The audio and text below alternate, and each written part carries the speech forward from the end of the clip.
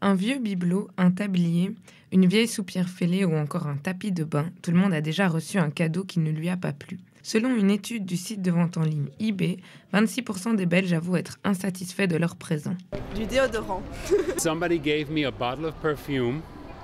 It had been used and they put water in it. Des Kinder Surprise sans le chocolat, avec la surprise déjà montée. Un porte-bijoux en plastique rose, où normalement les bijoux ça s'oxyde à l'air, donc ça sert un peu à rien. Des mouchoirs. Que faire alors d'un cadeau inadéquat ? 16% des Belges les offrent à d'autres personnes, les revendent ou les échangent en magasin.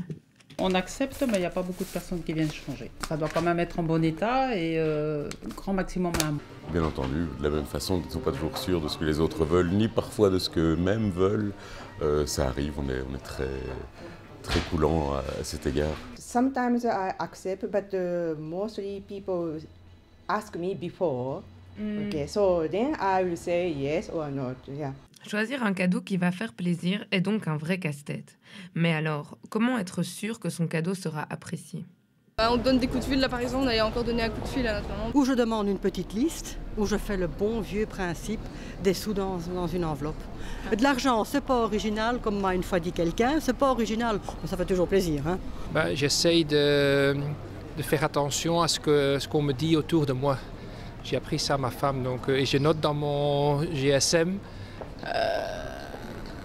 Je fais des chèques cadeaux. Ouais, c'est plus facile.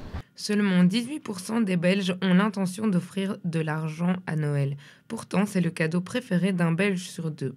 Et 38% des Belges comptent offrir des chèques cadeaux. Les gens offrent de beaux bons et il faut dire qu'on constate que ceux qui les reçoivent sont vite dans la librairie. Quoi. On ne fait pas beaucoup de bons, mais voilà, on en fait quand même. Et je pense que c'est intéressant parce que justement, dans un magasin comme chez moi, c'est parfois un peu difficile à choisir. Pour ceux qui seraient encore en manque d'idées, les livres, les chèques cadeaux ou encore un repas au resto font partie des présents les plus désirés. Mais rassurez-vous, car comme dit le vieil adage, plaisir d'offrir et joie de recevoir.